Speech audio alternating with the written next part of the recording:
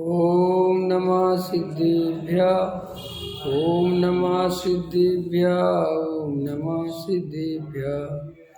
मंगल में मंगल करन वीतराग विज्ञान नमो तार जाते वही हरिहंतादि महान करे मंगल करे ओ महा ग्रंथ करन के काज जाते मिले समाज पावे निज पदरा इस भव तरु का मूल ज्ञानौ मिथ्याभाव ताको कर निर्मूल अब करिए मोक्ष उपाय।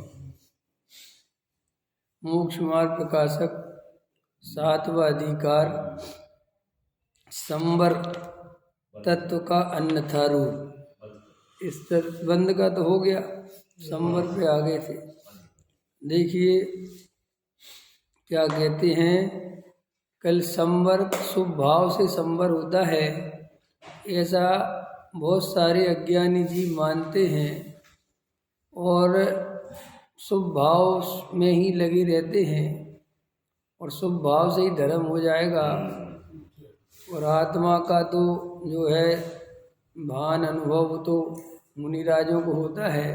ऐसी कई प्रकार की मान्यताएं जगत में प्रचलित हैं और बहुत सारे शास्त्रों के भी उदाहरण तर्क सिद्धांत बताते हैं, लेकिन उनसे कुछ नहीं होता। सीधी सी बात है, शुभ भाव बंध का कारण है, शुभ भाव मोक्ष मार्ग नहीं है। क्योंकि शुभ भाव को मोक्ष मार्ग मानेंगे तो फिर पुण्य का बंध किससे होगा। ये तर्क टोडामल जी साहब ने दिया है। अब उसी को आगे कहते हैं, तथा सिद्धांत में गुप्ती समिति धर्म अनुप्रेक्षा परिचय जय चारित इनके द्वारा संवर होता है ऐसा कहा है। सो इनको भी यथार्थ श्रद्धा नहीं करता। सो किस प्रकार है, सो कहते हैं गुप्ती बाह्य मन वचन काय की चेष्टा मिटाए, पाप चिंतन न करे, मौन धारण करे, गमनादि न करे, उसे वह गुप्ती मानता है। सो यहाँ तो मन में भक्ति आदि रूप प्रशस्त राग से नाना विकल्प होते हैं। वचन काय की चेष्टा स्वयं ने रोक रखी है, वहाँ सुख प्रवृत्ति है और प्रवृत्ति में गुप्तीपना बनता नहीं। इसलिए वीतराग भाव होने पर जहाँ मन वचन काय की चेष्टा ना हो वही सच्ची गुप्ती है। ठीक है ना। ये मन गुप्ती, वचन गुप्ती, काय गुप्ती, ये तीन तरह की गुप्तियों के बारे में अपन पढ़ते हैं। तो क्या कहते हैं, बाह्य में मन वचन काय की चेष्टा को मिटाए, पाप चिंतन ना करे। वो मिटाए का मतलब ये है कि बस मौन व्रत ले लिया, शांति से एक जगह बैठ गए और नमोकार मंत्र जो है अंदर ही अंदर चल रहा है कि मुझे पापों का चिंतन नहीं हो जाए, तो वो समझता है कि ये गुप्ती हो गई। ख्याल में है कि अब जबकि अंदर से पूरा मन है बोलने का, पूरा ध्यान पर पदार्थों में जा रहा है, सब कुछ राग द्वेष अंदर चल रहे हैं, बस वो वहाँ पे कैसे भी करके 1 घंटा 2 घंटा अपने को रोक के रखता है और मन तो बहुत करता है। ऐसे अभी वर्तमान में बहुत देखते हैं कि मुनिराज मौन से भोजन करेंगे और मौन का अर्थ ही नहीं समझते, सारे विसारे करता रहता है, ये दे दो वो दे दो। तो मौन का मतलब क्या है, कोई वाणी से बोलने का नाम जो है वाणी है और चुप होने का नाम मौन है, ऐसा थोड़ी है। अंदर जो बोलने का भाव है वो बात खत्म हो गई, मौन खत्म। मौन तो उसे कहते हैं जहाँ अंदर बोलने का भाव ही नहीं रह जाए तब वो मौन व्रत है। तो उसकी तो पहचान है नहीं। वर्तमान में अपन कितने साधुओं को देखते हैं, सभी सारे करते रहते हैं, सारे से बोलते रहते हैं, ख्याल में है ना, सब बताते रहते हैं और मौन व्रत का मौन व्रत बना रहता है। तो ये मौन व्रत थोड़ी है। तो वो टोडामल जी कह रहे हैं वो पहचानता ही नहीं है, ख्याल में है ना, कि गुप्ती है क्या। सो यहाँ तो मन में भक्ति आदि रूप प्रशस्त राग से नाना विकल्प होते हैं, भगवान के देव शास्त्रों की भक्ति पूजा, ये तो सब नाना विकल्प होते हैं, राग भाव हैं, ठीक है ना। वचन काय की चेष्टा स्वयं ने रोक रखी है, माने बिल्कुल ताकत लगा के बोलना नहीं है। वहाँ शुभ प्रवृत्ति है और प्रवृत्ति में गुप्तीपना बनता नहीं। जहाँ भी प्रवृत्ति हो, चाहे वो शुभ भाव ही रूप क्यों ना हो, वहाँ गुप्ती नहीं है। देखो शुभ भाव में धर्म नहीं है, ये बात इसलिए अच्छे से समझ लो क्योंकि शुभ भाव अपने आप में राग भाव है और राग भाव वीतराग भाव के विरोध में है। तो वीतराग भाव ही जब धर्म है तो राग भाव को धर्म कैसे कह सकते हैं? ख्याल में इतनी सरल बात है ना, अब उसमें ज़्यादा सोचने जैसी कोई बात ही नहीं। कहाँ लिखा, कहीं लिखा हो नहीं लिखा हो क्या मतलब है? ये तो समझ में आती है ना कि वीतरागता ही धर्म है। तो राग भाव शुभ भाव राग है कि वीतराग भाव है, चाहे वो किसी भी प्रकार को, किसी भी प्रकार का शुभ भाव हो, ख्याल में है ना, राग भाव है। क्योंकि राग भाव के बिना प्रवृत्ति होती ही नहीं है। आप मंदिर आए हो तो राग भाव से आए हो, आप स्वाध्याय सुन रहे हो तो राग भाव से सुन रहे हो। ये अलग बात है कि वीतराग भाव के लिए सुन रहे हो, लेकिन ये अपने आप में तो वीतरागी भाव नहीं है, ख्याल में है ना। अब कोई इसको ही वीतरागी भाव मान ले, स्वाध्याय के राग को ही वीतरागी भाव मान ले, तो वो मिथ्या दृष्टि है ही और आगामी काल में मिथ्या दृष्टि बना रहेगा। इसलिए गहराई से वस्तु का स्वरूप समझना चाहिए। देखो भाई, संसार में कहीं पर भी गंभीर होने की आवश्यकता नहीं है, क्योंकि संसार गंभीर होने लायक है ही नहीं। गंभीर होना हो तो मोक्ष मार्ग में हो, वहाँ की सब जगह हंसी मजाक करो, कोई दिमाग मत लगाओ, वहाँ कुछ सोचने जैसा नहीं है। क्षण भर की पर्याय हैं, क्षण भर के संयोग हैं, बीत जाएंगी, बात खत्म हो जाएगी। उनके लिए इतने गंभीर मत हो। बच्चों का रात और दिन चिंतन मत करो, कुछ समय के संग साथी हैं, बात खत्म हो जाएगी। समाज का बहुत चिंतन मत करो, समाज में कुछ नहीं, दो कौड़ी का है समाज, ख्याल में है ना। 1 मिनट में तुम्हें गोदी में ले लेगा और 1 मिनट में उठा के फेंक देगा। तुम समाज की भी ज़्यादा चिंता मत करो, संसार व्यापार की भी ज़्यादा चिंता मत करो, संयोगों की भी चिंता मत करो, शरीर की भी ज़्यादा चिंता मत करो, क्योंकि ये सब कर्माधीन व्यवस्थाएं हैं, इनका जीव से कोई संबंध नहीं है। और रात और दिन हमारी बिल्कुल विपरीतता ये है कि हम संसार में गंभीर हैं और स्वाध्याय में मजाक में हैं, तत्व में गंभीर नहीं है। यहाँ सीरियसली नहीं ले रहे जहाँ सीरियसली लेना चाहिए, और संसार की बातों में, पद प्रतिष्ठा में, मान सम्मान में, पैसे में, मकान में, दुकान में, पुत्र आदि में, उनके बारे में इतना गंभीर है, इतना गंभीर है कि रात रात भर चिंतन करता रहता है, व्यापार के लिए रात रात भर सोचता रहता है, ख्याल में है ना। व्यापार में जरा सा ऊंच नीच हो तो रात की नींद चली जाए, हैं? बेटे की तबीयत खराब हो तो रात भर नींद नहीं आए, समाज में कुछ बात हो जाए, मंदिर तो रात भर नहीं सोए, और मिथ्या दर्शन लेके शांति से सोता रहता है, ख्याल में है कि नहीं आया। मिथ्या दर्शन की बिल्कुल चिंता नहीं है कि देखो आज भी मिथ्या दर्शन बना हुआ है, आज भी नहीं मिटा पाया, आज भी गहरा तत्व विचार नहीं कर पाया, इसकी कोई विकल्प नहीं है। इसकी बात आती है तो कहता है जो होना है सो सब हो जाएगा। ऐसे कैसे हो जाएगा? कैसे हो जाएगा? घर गृहस्थी में क्यों नहीं सोचता जब जैसा होना होगा हो जाएगा? तू तो तत्व विचार कर, तत्व विचार में जो होना होगा वो हो जाएगा, लेकिन तत्व विचार ही ना करे, अंतर समझ में आया कि नहीं आया? देखो, रोज एक साथ ध्यान घटित नहीं होगा, ये बिल्कुल परम सत्य है। कभी कभी ध्यान में बहुत आनंद आएगा, बहुत उपयोग लगेगा, वो कभी नहीं लगेगा। लेकिन वो कब लगेगा वो घड़ी तो पता नहीं है ना, इसलिए तुम तो रोज बैठ जाओ, जब लगना होगा लग जाएगा। लेकिन ये सोच के कि जी ऐसा तो लगता नहीं, तो तुम्हें पता चल जाएगा कि आज लगने वाला है। अरे भाई तुम रोज बैठो, भाव बनेंगे, बात हो जाएगी, ख्याल में है नहीं। लेकिन तू विचार ही नहीं करे, ध्यान ही नहीं लगाता, तत्व विचार में गहरा नहीं उतरता, और ये सोच के रहता है कि साहब जब होना होगा तो हो जाएगा, कभी नहीं होगा। सच्ची बात है, बिल्कुल पक्की समझ लो। जो लोग क्रमबद्ध पर्याय के भरोसे मोक्ष मार्ग चाहते हैं, मोक्ष चाहते हैं, सम्यक दर्शन चाहते, भूल कर रहे हैं भी बहुत बड़ी, ख्याल में। क्रमबद्ध के भरोसे सम्यक दर्शन नहीं होता, क्रम वृद्धि की सच्ची श्रद्धा करके भेद ज्ञान करे तो सम्यक दर्शन होता है। क्या कहा मैंने?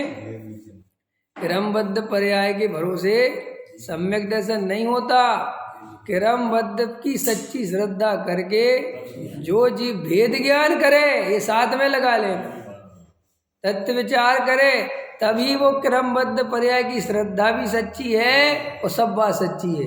और खाली जब क्रमबद्ध पर्याय छल कपट से लगा रहे हो, तत्व विचार करते नहीं, भेद ज्ञान करते नहीं, और कोई कहता है सम्यक दर्शन कब होगा? अरे सब जब क्रमबद्ध में होना होगा तब हो जाएगा। ये बिल्कुल छल कपट मायाचार है, और वो इस बात की निशानी है कि तुझे भी होना नहीं है। जिन्हें क्रमबद्ध पर्याय की सच्ची श्रद्धा होती है, उनका गहरा तत्व विचार हुए बिना रहता नहीं। क्यों क्यों क्यों क्यों होता है गहरा तत्व? क्योंकि जब क्रमबद्ध पर्याय की सच्ची श्रद्धा हो गई तो जगत की चिंता छूट गई। क्योंकि जगत की चिंता जो सताती है वो कर्तृत्व के कारण सताती है कि मैं जगत का कर्ता धरता हूँ। जब ये बात क्लियर हो गई कि यार मैं वास्तव में कर्ता धरता हूँ ही नहीं, तो अब वहाँ करने धरने के लिए जगह बची नहीं, तो उपयोग कहाँ जाएगा? अपने आत्मस्वरूप में जाएगा।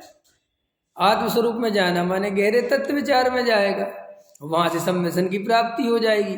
तो क्रमबद्ध पर्याय जो पूज्य गुरुदेव श्री ने इतनी घोषणा करी, इतना समझाया, लेकिन गुरुदेव का अभिप्राय बहुत कम लोग समझ पाए।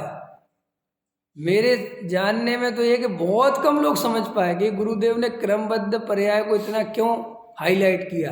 क्योंकि उनको अंदर में ये बात थी, ये जीव जगत की चिंता में ही भौंक हो रहा है और कर्ता धरता तो है नहीं समझिया। आप रात भर पर पदार्थों का चिंतन करती रहे, उदाहरण दे रहा हूँ, और वे पर पदार्थ तुम्हारे अधीन है नहीं। एक पर पदार्थ तुम्हारे चिंतन करने के कारण, रात भर जो तुमने चिंता करी है उसके कारण उसमें कुछ परिवर्तन हुआ हो तो बताओ। नहीं हुआ तो वो रात भर का चिंतन बेकार गया कि नहीं गया? और उसी रात भर के चिंतन में अगर तत्व चिंतन किया होता, भेद ज्ञान किया होता, जगत की चिंता को छोड़ के अपने स्वरूप पे ध्यान दिया होता, तो क्या होता? सम्यक दर्शन की प्राप्ति होती। इसके लिए गुरुदेव ने क्रमबद्ध पर्याय को इतना हाईलाइट किया कि ये जगत के जीव पर पदार्थों की चिंता में लगे हुए हैं और इन्हें आत्म तत्व की खबर नहीं है। दुकान मकान समाज गाड़ी वाड़ी लाड़ी इसी की चिंता में इनका जीवन जा रहा है।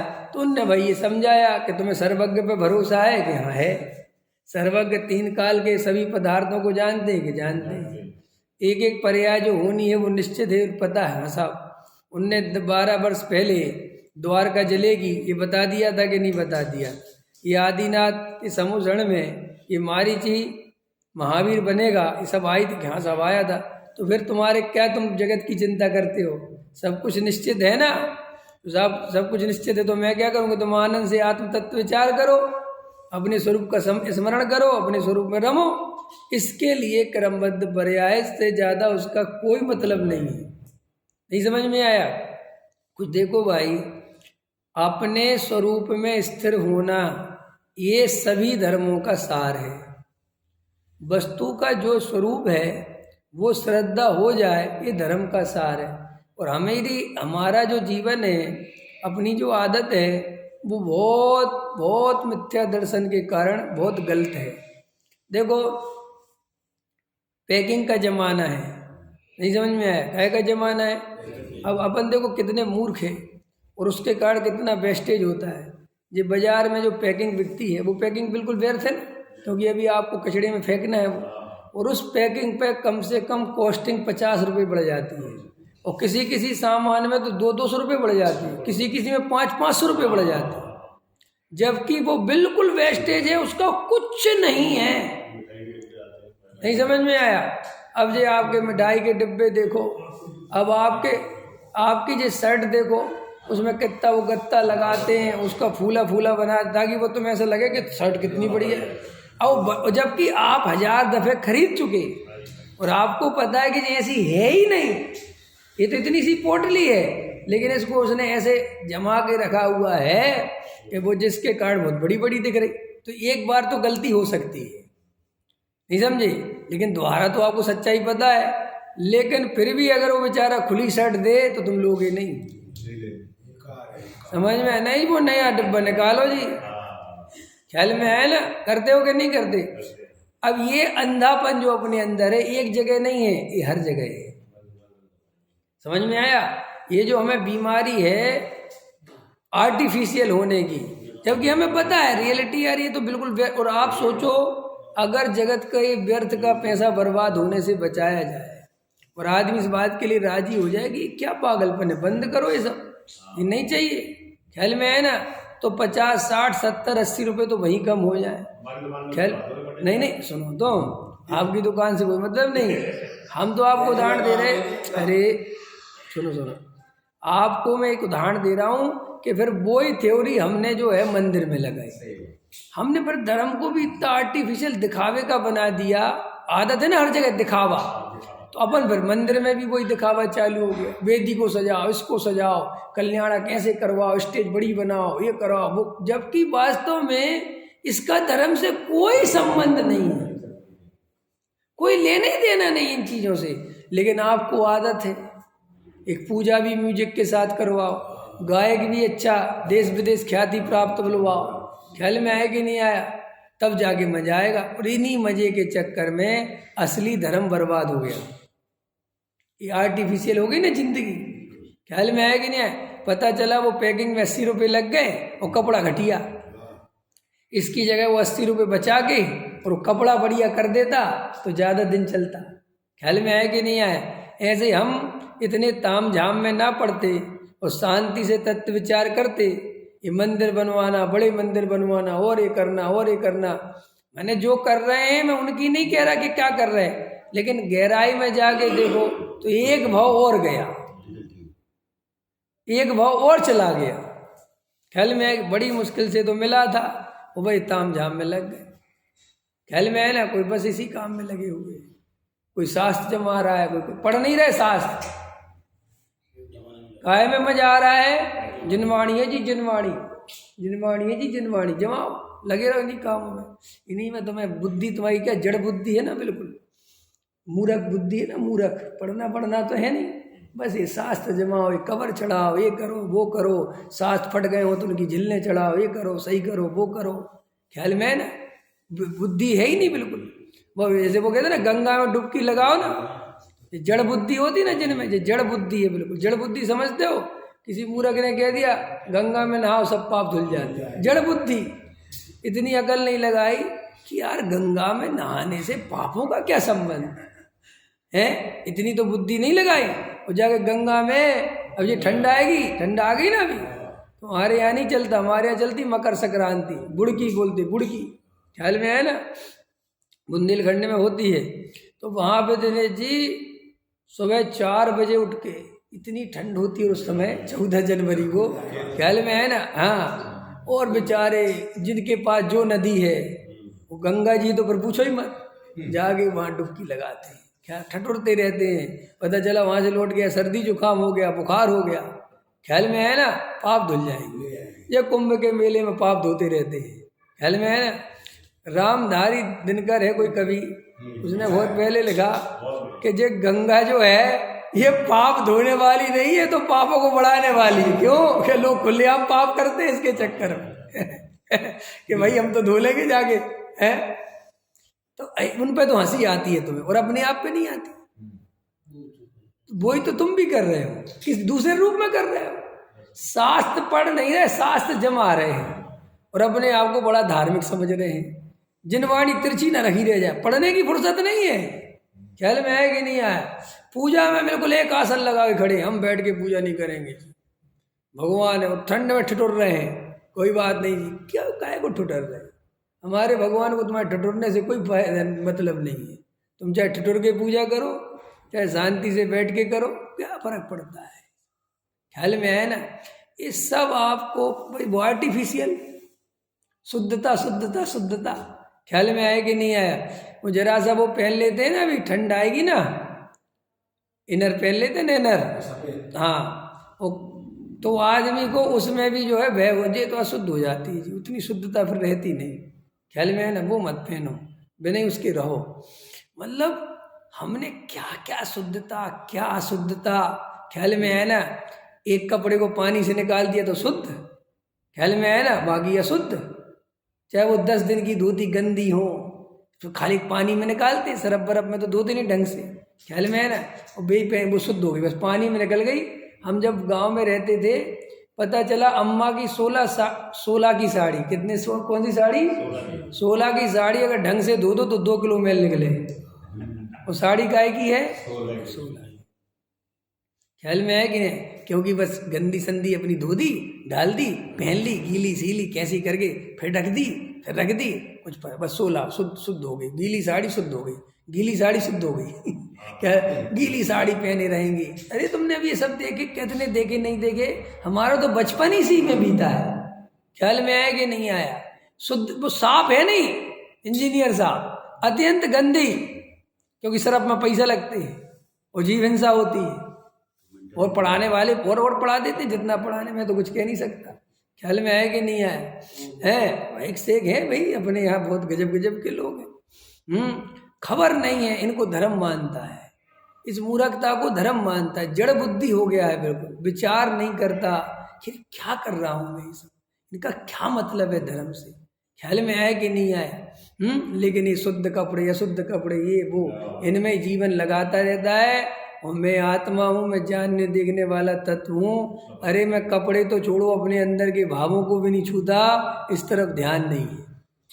ख्याल में है, मेरे अंदर चलने वाले परिणाम भी मेरे से भिन्न हैं, इसी का नाम तो समय सार है। ये परिणाम एक समय की पर्याय का विकार है, मैं तो त्रिकाली ध्रुव हूँ, इस तरफ ध्यान नहीं है। और अपने को धार्मिक समझता है। ख्याल में आया कि नहीं आया। छुआछूत की बीमारी लगी 24 घंटे, 16 वालों को काय की बीमारी लग जाती है, छुआछूत की, उसी में लगे रहते हैं। ख्याल में आया कि नहीं आया। भैया क्या बताएं, खबर नहीं, अंदर कोई मायाचार मिटता नहीं। तत्व के बिना मायाचार कैसे मिटे है, तत्व के बिना मायाचार कैसे मिटे। हमारे के रिश्तेदार हैं, मेरी सगी समझ लो बुआ ही है, प्रतिमा ले रखी है, सगी बुआ है बिल्कुल, प्रतिमा ले रखी है। ख्याल में है ना। और फोन करेंगी, तुम उनको फोन कर लो, तुम उनको फोन कर लो। अरे तुम्हें क्या लेना देना, तुम अपना भी प्रतिमा ले रखी, अपने हाथ में चिंतन करो ना। सारे बच्चों की शादी हुई, कौन कहा है, करने दो। नहीं, सारे विकल्प वही चल रहे हैं, सारे सांसारिक विकल्प चल रहे हैं। ख्याल में आया कि नहीं आया। और अपने को वो जड़ की क्रिया कर करके धार्मिक मानता है जी, कुछ खबर नहीं बेचारा मुझे इतनी। और अब और सुनो, हम कुछ कहें तो तू सोनगढ़ी, माने मायाचार नहीं करो, इस सोनगढ़ी और देवगढ़ी की बात है। ऐसा कौन सा गढ़ है जो कहता मायाचार करो। चलो सोनगढ़ी तो कहते मायाचार मत, तो देवगढ़ी कहते क्या मायाचार करो क्या है। कोई जगत का कोई धर्म कहता है क्या मायाचार करो, कोई नहीं कहता। इसमें सोनगढ़ी और देवगढ़ी की क्या बात है। हम कह रहे कि भैया आत्मा को पहचानो, अंदर के भावों को पहचानो। तो कौन कौन सोनगढ़ी और देवगढ़ी क्या है, इसमें हर कोई कह रहा है, महाराज नहीं कह रहे क्या है। अब तुम्हारे महाराज नहीं कह रहे, तुम जानो, वही विचार करो। असली तो बात यही है, वस्तु का स्वरूप विचार नहीं करते, गहरे तत्व में नहीं उतरते। जहाँ गंभीर होना चाहिए वहाँ गंभीर नहीं होते। ख्याल में है ना। और बस इधर से उधर गिल्ली से टारते हैं और 10 बजे आके घर भाग जाते हैं। कोई गहरा तत्व विचार नहीं, तत्व अभ्यास नहीं। रात और दिन संयोगों का चिंतन, समाज का चिंतन, दुकान का चिंतन, मकान का चिंतन, बच्चों का चिंतन, पड़ोसी का चिंतन, भाइयों का चिंतन, रिश्तेदारों का चिंतन। आत्मा के चिंतन के लिए अवकाश ही नहीं है। और नमोकार मंत्र की जाप दे लेता है बैठ के। ख्याल में है ना। तो क्या कहते, गुप्ती समझ गए, सुप्रवृत्ति समझ गए। अब समिति पे आ जाओ। और देखो लिखा, इसलिए वीतराग भाव होने पर जहाँ मन वचन काय की चेष्टा ना हो वहाँ सच्ची गुप्ती है। अब ये वीतराग भाव होगा तब तो होगी गुप्ती, और वीतराग भाव की तो खबर नहीं। ख्याल में है ना। और सच पूछो तो वीतराग भाव जब होता है तो अपने आप मन वचन काय की चेष्टा रुक जाती है। क्यों? क्योंकि ये मन वचन काय की चेष्टा चलती ही पर द्रव्य में एकत्व कर्तृत्व के कारण है। अगर परद्रव्य में एकत्व ममत्व करते तू नहीं हो तो वहां पे चिंतन चलेगा ही नहीं। क्यों चलेगा? क्या अपने में ही चलेगा? चिंतन चलता ही तब है जब वहां पर उपयोग अपनी धारा वहां किसी ना किसी रूप में जुड़ती है ना। क्यों चलेगा वहां चिंतन? तो श्री गुरु कहते हैं कि वीतराग भाव हो तो वहां पर अपने आप ही मन वचन काया की चेष्टा रुक जाती है। फिर इसे गुप्ती कहते हैं। ख्याल में है ना? असली में तो मैं ये कह रहा हूँ ये सब वेद पर वेद ही कुछ काम की नहीं है। पूछो क्यों? क्योंकि वीतराग भाव हो गया तो देखो गुप्ती हो गई, समिति हो गई, धर्म हो गया, अनुपेक्षा हो गया, परिसजय हो गया, चारित्र हो गया, सब एक वीतराग भाव से ही गर्भित है। वीतराग भाव है तो ये सब हैं और वीतराग भाव नहीं है तो ये सब नहीं है। ये तो बाहर के वेद प्रभेद हैं, लेकिन असली में तो ये तुम्हें इतने प्रभेद नहीं साधना है। तुम्हें पहले गुप्ती साधना है, फिर समिति साधना है, फिर धर्म साधना है, फिर अनुप्रेक्षा साधना है, फिर परिसय जैसा है। ऐसा नहीं है। श्री गुरु कह रहे तुम्हें तो एक वीतराग भाव साधना है बस। तुम्हें इन सब बातों में नहीं पड़ना कि अब समिति कर लूं, अब गुप्ती कर लूं, अब धर्म कर लूं। नहीं, तुम तो एक वीतराग भाव प्रकट कर लो, ये सब अपने आप हो जाएंगे। इनमें तुम्हें सोचना नहीं है। अब देखो समिति तथा पर जीवों की रक्षा के अर्थ यत्नाचार प्रवृत्ति उसको समिति मानता है। सो हिंसा के परिणामों से तो पाप होता है और रक्षा के परिणामों से संबर कहोगे तो पुण्य बंध का कारण कौन ठहरेगा? क्लियर हो गई कि नहीं हो गई? हैं साहब? वो तो जो है समिति का पालन करते हैं, बिल्कुल एरिया समिति पूर्वक चलते हैं और एक भी जीव उनके निमित्त से ना मर जाए पूरा ध्यान रखते हैं। ख्याल में है ना? तो इसे समझता है कि ये समिति है। ख्याल में है ना? तो श्री गुरु कह रहे ये वास्तव में ये तो पुण्य परिणाम है, इससे संवर नहीं होता, क्योंकि हिंसा के परिणामों से पाप और रक्षा के परिणामों से पुण्य। तो पुण्य बंध का कारण कौन ठहरेगा? तथा ऐषणा समिति में दोष टालता है, वहाँ रक्षा का प्रयोजन है नहीं, इसलिए रक्षा के ही अर्थ समिति नहीं है। सो समिति तो समिति कैसे होती है? मुनियों के किंचित राग होने पर गमन क्रिया आदि होती है, वहाँ उन क्रियाओं में अति आसक्ति के अभाव में प्रमाद रूप प्रवृत्ति नहीं होती तथा अन्य जीवों को दुखी करके अपना गमनादि प्रयोजन नहीं साधते, इसलिए स्वयं में भी दया पलती है। इस प्रकार सच्ची समिति होती है। देखो मुनिराज को एक वीतराग भाव है असली में तो वे कोई जीवों की दया बुद्धि लगा लगा के पालते हैं, बहुत उपयोग लगा लगा के पालते हैं, ऐसा नहीं है। उनको सहज ही ऐसी भाव दशा रहती है कि किसी जीव को उनके निमित्त से कष्ट ना हो जाए, ऐसा भाव दशा रहती है। वे कोई जीवों को बहुत देख के सारा उपयोग वहाँ लगा के रखते हैं, ऐसा नहीं। और उससे किंचित मात्र भी उस क्रिया का अहंकार नहीं करते। ख्याल में? उससे कोई प्रयोजन नहीं है उनको, अन्य जीवों से वैसे ही कोई प्रयोजन नहीं है। अंदर से तो 100% निर्णय है कि मैं किसी जीव को ना बचा सकता हूँ ना मार सकता हूँ, और अगर मैं बचा सकता हूँ ये मान्यता हो तो वो मुनि मिथ्या दृष्टि है, उसी समय मिथ्या दृष्टि है। ख्याल में है ना? तो इसलिए मुनिराज को प्रमाद नहीं होता। असली बात क्या है? प्रमाद नहीं होता। स्वरूप के प्रति इतनी सावधानी है, जैसे अपन अंदर में सावधान हो तो बाहर तो अपने आप सावधान होते ही होते हैं। ख्याल में है ना? और अगर अपन अंदर में सावधान नहीं हो तो फिर बाहर में भी सावधान नहीं होते। अगर अभी अपन के अंदर भेद ज्ञान चल रहा हो तो अपन के उठने बैठने के तरीके अपने आप बदल जाते हैं। बदलने पड़ते हैं क्या? कभी भी देख लेना, ये प्रैक्टिकल करके देखना। जब आप भाव दशा में रहोगे, जब आपको अंदर आत्मा का आनंद चल रहा होगा, जब आपको वेद ज्ञान की जागृति होगी, तब आप ऐसा अनुभव करोगे कि आपकी क्रियाओं में अपने आप परिवर्तन आ रहा है। वो आपको करना नहीं पड़ रहा है, चाहे भले ही वो 2 घंटे के लिए आए, 1 दिन के लिए आए, लेकिन आप परिवर्तन अनुभव करोगे। कैसे करोगे?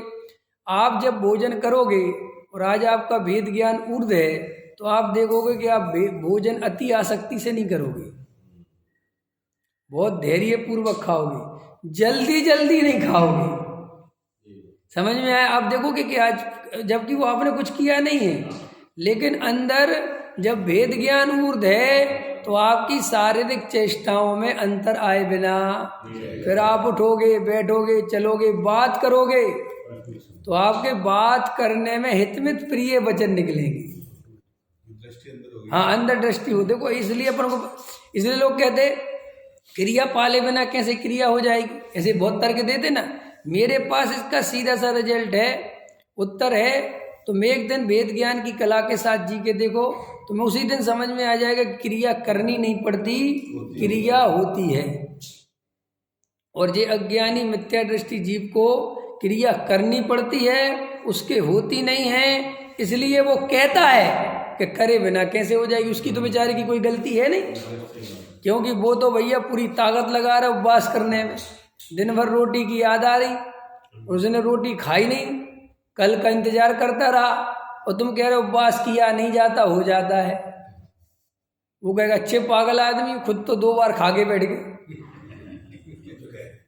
और हमसे कह रहे कि किया नहीं जाता, हो जाता है। करके दिखा कल, उसकी गलती नहीं बेचारे की, क्योंकि उसकी शक्ति बाहर है, उसे आत्मा की खबर है नहीं, करता बुद्धि पूरी है। तो उसको तो भाई ऐसे ही लगेगा कि भाई करने से होता है, बिना करे कैसे होता है। बिल्कुल सही बात है, बिल्कुल। तो अज्ञानी भी गलत नहीं बोल रहा और ज्ञानी भी गलत नहीं बोल रहा। अज्ञानी का अपना अनुभव है और ज्ञानी का अपना अनुभव, दोनों के अनुभव अपनी जगह बिल्कुल एक्यूरेट है, बिल्कुल सही है। अब प्रश्न ये है कि दोनों के अनुभव एक्यूरेट हैं, लेकिन आनंद कौन सी दशा में है, नहीं समझ में। ये तुम्हें निर्णय करना पड़ेगा।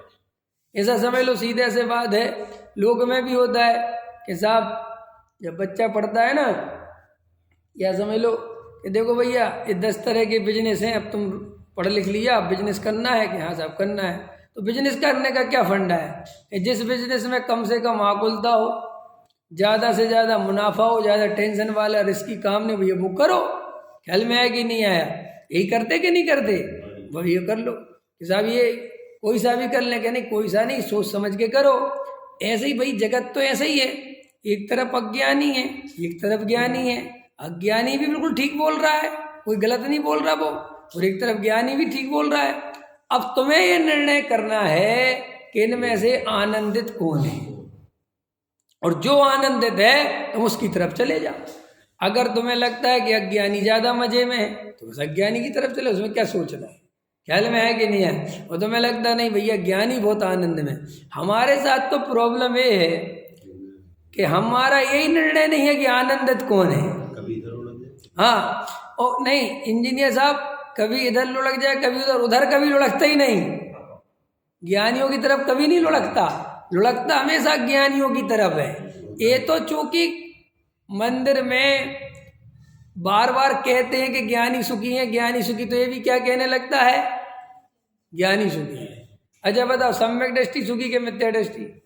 जल्दी बोलो। सम्यक दृष्टि। कौन सुखी है? सम्यक दृष्टि सुखी है। नहीं रुको, तो सम्यक दृष्टि सुखी है कि हाँ, तो तुम सम्यसन क्यों नहीं लेते? समझ में सरल है ना। जब तुम्हें ये बात पता है कि सम्यक दृष्टि सुखी है और मिथ्या दृष्टि सुखी नहीं है, पैसा कमाने से सुख नहीं होता, बराबर है, तो तुम सम्यसन को छोड़ के पैसा कमाने में लग जाते हो। तो इसका मतलब ये है कहीं ना कहीं तो पैसा ही कमाने में सुख दिख रहा है, और तुम जो ये वाक्य बोलोगे कि साहब मजबूरी है, झूठ, बिल्कुल झूठ, महाझूठ, इससे बड़ा झूठ हो ही नहीं सकता। ख्याल में है कि नहीं है? कोई मजबूरी फजबूरी नहीं है। कैसी कि तुम रात दिन उसी में लगे रहो, ऐसी। ख्याल में है ना। अगर आत्मा की सच्ची रुचि होती तो 8 घंटे व्यापार भले ही करते, लेकिन व्यापार में भी आत्मा दिखता, और फिर आगे पीछे तो आत्मा ही आत्मा दिखता।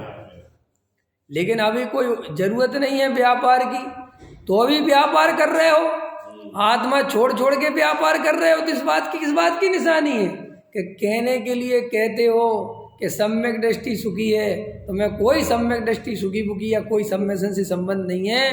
तुम्हें तो पैसा, मकान, दुकान, रुतबा, क्या रमेश जी, रुतबा सही है, खींचने लगे रुतबा। हमारा तो रुतबा बोलता है, तूती बोलती हमारी, इसका रस है। ख्याल में। इसीलिए अभी तो जीव यही निर्णय, हम बोलते भले हैं अरे झोपड़ी में रहने वाला सम्यक दृष्टि सुखी है और महलों में रहने वाला मिथ्या दृष्टि दुखी है। ये बोलते ही बोलते हो। अभी मैं झोपड़ी में रहने की कहूँ ना तो चलो झोपड़ी में रहती, कैसी बातें करे, दिमाग ठीक है तुम्हारा? कि अभी तो तुम बोल रहे थे झोपड़ी में रहने वाला, अरे वो ठीक है अपनी जगह है सब, तुम बोलते ही हो कि मुनिराज सुखी। तुम्हें अंदर कोई सुख बुख नहीं समझ में आता। तुम्हें मुनिराज भी वही सुखी समझ में आते हैं जो मुनिराज का यश ख्याति लाभ बहुत हो। ख्याल में, जिनके पीछे जनता दौड़ रही हो। अगर कोई मुनिराज अकेले जा रहे हो सही बता, और कोई आगे पीछे ना हो, और पीछे कमंडल लिए हो, समझना में ध्यान से देख लो बेचारे मुनिराज, कोई नहीं, अकेले ही जा रहे हैं। क्या कह रहे हो? क्या लगने लगेगा? वे तुम्हें सुखी नहीं दिखाई देंगे, वे तुम्हें दुखी दिखाई देने लगेंगे। और देखो एक वे मुनिराज है, उनके पीछे लाखों की जनता है, और इन बेचारे के पीछे, माने तुमने सुख का आधार भी वो जनता मान रखा है।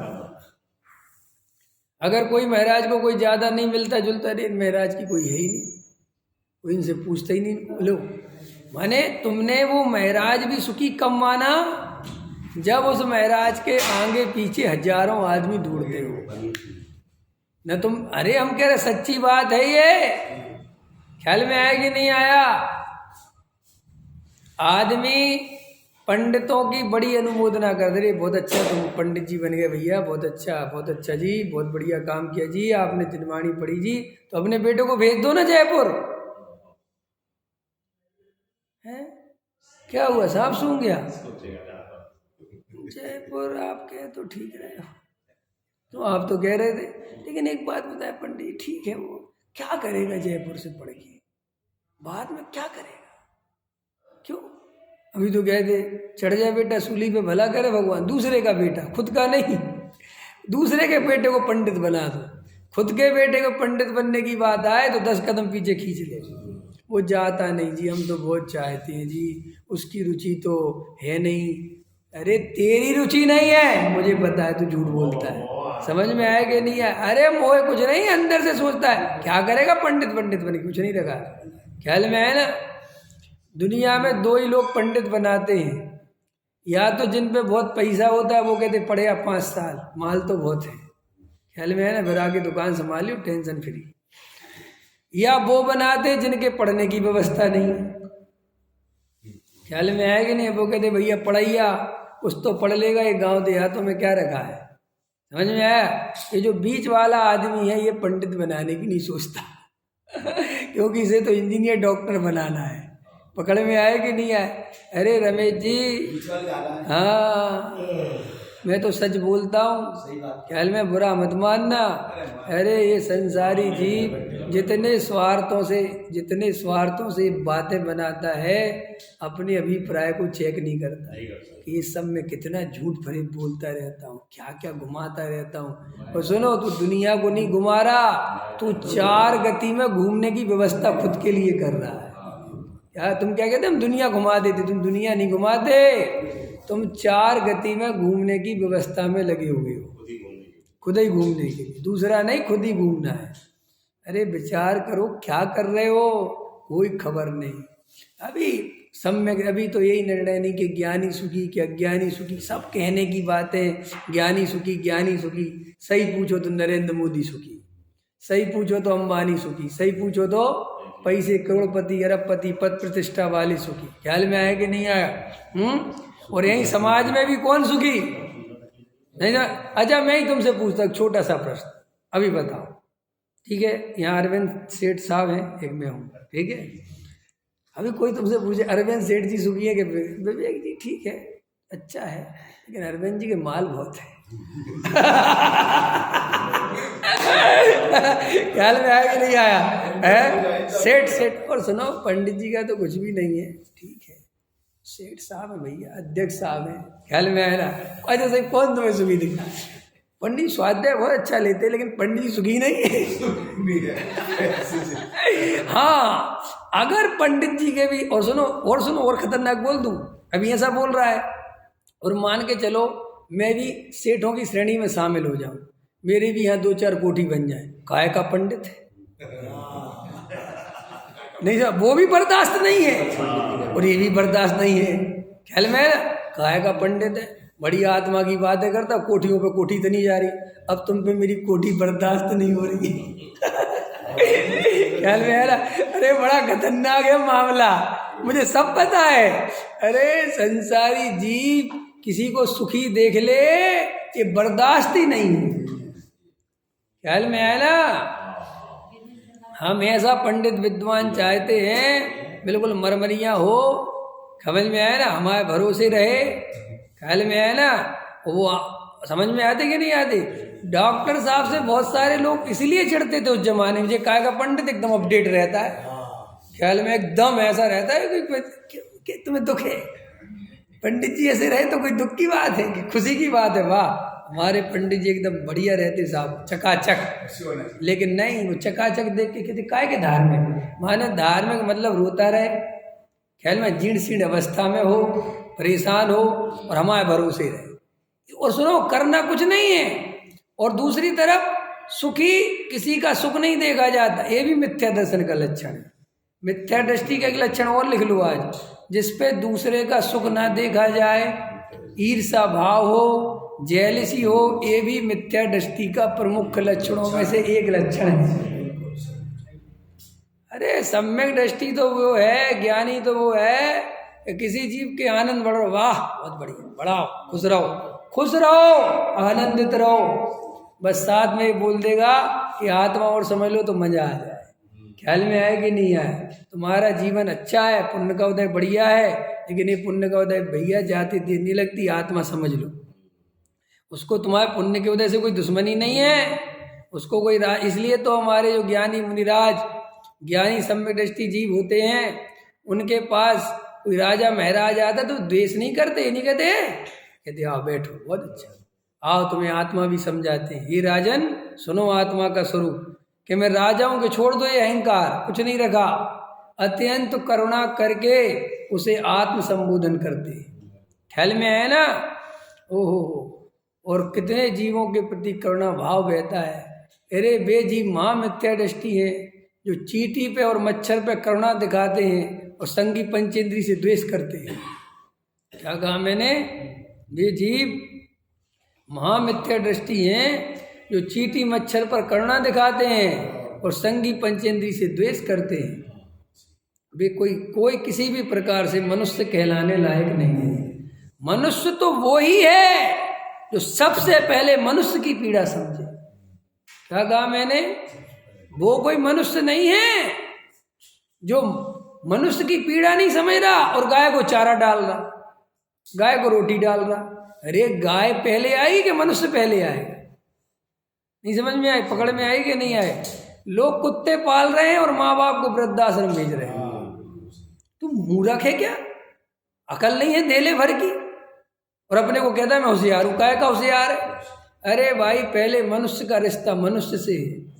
जब मनुष्यों का दुख दूर हो जाए, तुम्हारे जहाँ फिर त्रेंच गति के जीवों की बात है।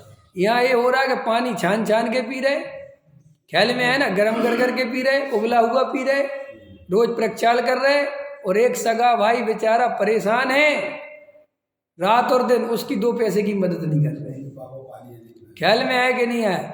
अपने पिता को पानी देने को तैयार नहीं है और वो पानी छान छान पी रहे। जे कौन सा लक्षण हुआ जैनी का है? अरे सब अंदर से देखोगे तो बहुत बुरी स्थिति है भाई। धार्मिक होना हो तो अंदर से बदलो, बाहर से नहीं। पकड़ में आई? गहरी बात समझ में आ गई? तो ये रक्षा करता है, दया पालता है, लेकिन अंतरंग में क्या है? भगवान आत्मा की दृष्टि नहीं होने से ये सब क्रिया उसे ढोनी पड़ती है, सहज नहीं होती। और सहज नहीं होती तो उसे ऐसा लगता है कि करे बिना नहीं होती। इसलिए अज्ञानी कहता है क्रिया अपने आप नहीं होती, करनी पड़ती है। ख्याल में है ना? और स्वाभाविक है अपने आप नहीं होती, किसकी? अज्ञानी जीव की। और ज्ञानी जीव से कितने ही कहो कि क्रिया आप ही तो करते हो, ये क्रिया आप ही तो करते हो। ज्ञानी कहता मैंने आज तक कोई क्रिया करी ही नहीं। ज्ञानी से कहते कि उपवास आपने तो किया है, वो कहता मैंने कुछ नहीं किया, उपवास। ख्याल में है ना? मैं तो अपनी आत्मा में मस्त था, आज पता नहीं भोजन का विकल्प आया नहीं, इसलिए गया नहीं, बात खत्म हो। ख्याल में आया कि नहीं आया? ये उपवास वगैरह क्या है, सच्चाई पता है तुम्हें? ये आज कल अखबारों में छपते रहते हैं, फलाने व्यक्ति ने 180 दिन का उपवास किया, इस व्यक्ति ने किया है किया, समझ में नहीं आता ये कहाँ से आ गया उपवास करने का। अरे उपवास ऐसा जैन शासन में है ही नहीं, इस टाइप की बात है, पता नहीं कहाँ से चल गई। और ये श्वेतांबरों में और ज्यादा चलती है, ख्याल में है ना, उपवास उपवास उपवास। अरे उपवास माने क्या? ऐसा थोड़ी 180 दिन का उपवास करो, 50 दिन का उपवास क्यों करना, नहीं समझ में आया। अपन दिख रहा है कि तुम आत्मा के आनंद में रहे, ख्याल में है ना, तो कितने रहोगे आनंद में? कोई भी जीव कितना रहेगा? आज दिन भर आनंद में रहा, आज भोजन करने का विकल्प नहीं आया, समझ में आता है, समझ में आया। ज्यादा से ज्यादा 2 दिन विकल्प नहीं आया तो भी चलता है, लेकिन तीसरे दिन जो नहीं आया वो नहीं, ऐसा नहीं है, ये जबरदस्ती चेष्टा की जा रही है, ये अब रिकॉर्ड बनाने के लिए किया जा रहा है, क्योंकि इतनी सामर्थ्य नहीं है। क्योंकि इतनी सामर्थ्य तो तीर्थंकर इत्यादि भी कैसे करते, तीर्थंकर आदि इतने बलशाली, इतनी ताकत। और आदिनाथ 6 महीने का उपवास करा और फिर निरंतर निकली आहारों के लिए, ख्याल में है ना। 2 दिन निकल जाते फिर बैठ जाते, 6 महीने के लिए बैठे फिर निरंतर जाते रहे। तो और फिर वो तो चरम शरीरी, वो सहनन, वो ताकत, उसके सामने वर्तमान के पंचम काल के जीवों की तो कुछ है ही नहीं, बात ही नहीं करना। और तुम जो हड्डियां निकली जा रही हैं, ये आदिनाथ की इतनी सी भी हड्डी नहीं निकली 6 महीने में, समझ में आया।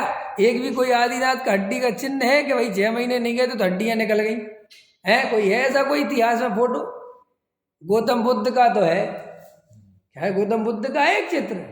हाँ, उनने किसी ने कह दिया कि उपवास करो आत्मा मिल जाएगा, लगातार उपवास कर मारा 6 महीने का, पूरी हड्डियां जर्जर हो गई। तो गौतम बुद्ध की आत्मकथा में लिखा कि जी हाथ ही नहीं उठे उन पे अपना, इतने कमजोर हो गए। क्यों? गौतम बुद्ध को पहले से तो मार्ग पता था नहीं, और घर छोड़ के भागे थे, तो चाहे जिसके पास पहुंच जाए कि मुझे भैया आत्मकल्याण करना है, और उल्टे सीधे गुरु मिल गए। तो एक गुरु मिल गया, वे तो गुरु तो ऐसे ही होते हैं अज्ञानी, उन्होंने कहा रहो यहीं और उपवास करो, कि कितना करो कि जितना कर सको आत्मा मिल जाएगा। भैया बहुत अंदर आत्मा की प्यास थी, रात दिन लग गए, ख्याल में है कि नहीं? शरीर सूख गया, और शरीर सूख गया और जर्जर हो गए। और वो गुरु को भी करुणा आ गई कि अरे मुझे खुद ही पता नहीं है क्या मिलेगा। फिर उस गुरु ने उसके हाथ जोड़ लिए गौतम बुद्ध के भैया तू यहाँ से जा, मुझे नहीं पता। अरे फिर वहाँ से गए तो कहते हैं कि बिहार में एक नदी है कोई, नदी का तो मुझे नाम, वो जो जहाँ वो हुआ ना उनको, उनकी समाधि केवल ज्ञान जो भी है, वो बोधि ज्ञान, बोधि वृक्ष, वहीं आगे जाके एक नदी है। तो वहाँ पे कहते हैं कि वो अब शरीर में ताकत बची नहीं थी, और जबकि हष्ट पुष्ट थे अपने समय में जब वो राजा थे, अब वो बिल्कुल ताकत नहीं बची। तो वो नदी को, इतनी सी नदी कितनी बिल्कुल छोटी, 10 फीट समझ लो, ऐसी 15 फीट, और वो उसको पार करने के लिए उतरे तो डूबने लगे। कहाँ तक, जबकि तैरना बहना, लेकिन वो तैरे ही, शरीर में ताकत ही नहीं, और डूबने लगे तो किसी ने बचाया और बाहर निकाला। तो उनको ऐसा समझ में आया उसी दिन, कहते हैं कि अरे ये तो पागलपन है, अब मुझे कुछ नहीं करना, अब मुझे आत्मा की प्राप्ति के नाम पर कुछ नहीं करना। और कहते उसी दिन शाम को शांति से वृक्ष के नीचे बैठ गए और सारी दुनिया भूल गए, सारा करते तो सारा करने का भाव छोड़ दिया और बोधि ज्ञान की प्राप्ति हो गई। ऐसा उनकी कथा है, ख्याल में आए कि नहीं आए? तो ये शरीर को सुखाना है, हड्डियां निकली जा रही, 4 आदमी पकड़ के चल रहे। ऐसा उपवास जैन धर्म में है ही नहीं कि 4 आदमी पकड़ के चलने लग जाए, ये तो बीमारी हो गई। इसमें आनंद कहाँ से? बस 4 आदमी मुझे पकड़ के चले, आनंद की दशा होगी। और अच्छा खासा जवान आदमी, बूढ़ा हो तो चलो भाई चलता भी है, तुमने अपने अब, लेकिन भैया कौन से मूर्खों के शास्त्र ने क्या है, वो सब उनको पढ़ के इसमें लिखा, ये कोई विचार ही नहीं करता कि अरे भाई ऐसे उपवास से वीतरागी भगवान खुश होंगे क्या? ये कोई अन्नमति है क्या कि एक जमीन में इतने 10 फुट चले गए हैं और शंकर जी प्रसन्न हो गए, एक पैर पे खड़े हो गए, गणेश जी प्रसन्न हो गए? अरे भाई जैन धर्म में ऐसा नहीं है। जैन धर्म में कोई किसी को प्रसन्न करने की व्यवस्था नहीं है। फिर उपवास कैसा है पंडित जी कि अपनी आत्मा में आज इतना आनंद आ गया, अपने स्वरूप में इतनी स्थिरता बनी कि भोजन का विकल्प नहीं है, सुहाज नहीं गए, बस इतना हो गया उपवास, बस ये उपवास है। ख्याल में है? फिर कल चले जाएंगे, बात खत्म हो गई। ज़्यादा से ज़्यादा 2 दिन नहीं है, बस इससे ज़्यादा तो मतलब ही नहीं है। पकड़ में आया कि नहीं आया? क्योंकि वो अवस्था बता रही तुम्हारी, तुम अभी गृहस्थ हो और तुम इतने तो आत्मा में नहीं डूब सकते कि 6-6 दिन आत्मा में रह जाओ। अंतर समझ में आया कि नहीं आया? इसलिए बहुत शांति से अपनों को वस्तु का स्वरूप विचार करना चाहिए। भाई धर्म में कोई तकलीफ नहीं है, और जहाँ तकलीफ देनी पड़े, जहाँ कष्ट देना पड़े, अपने आप को जबरदस्ती रोकना पड़े, वो धर्म नहीं है, वो धर्म के नाम पर अधर्म ही है। वहाँ आत्मा की प्राप्ति नहीं होती। आत्मा की प्राप्ति हमेशा आनंद में ही होती है, दुख में कभी होती नहीं। आनंद में झूलता हुआ जीव गहरे तत्व विचार में उतरता हुआ, सारे जगत से मोह का भंग करता हुआ, मोह को तोड़ता हुआ अपने स्वरूप में स्थिर होता है, वो जीव ही सम्यक दृष्टि होता है। और शरीर को कष्ट देने से, कांटों पे चलने से, आग में जलने से, पानी में डूबने से, रोटी छोड़ने से, बाल मुड़ाने से, सिर घुटाने से, कपड़े बदलने से, समझ में आया, संग से इधर से उधर घूमने से, इससे कोई धर्म का संबंध नहीं है। अंतर समझ में आया कि नहीं आया? अरे भाई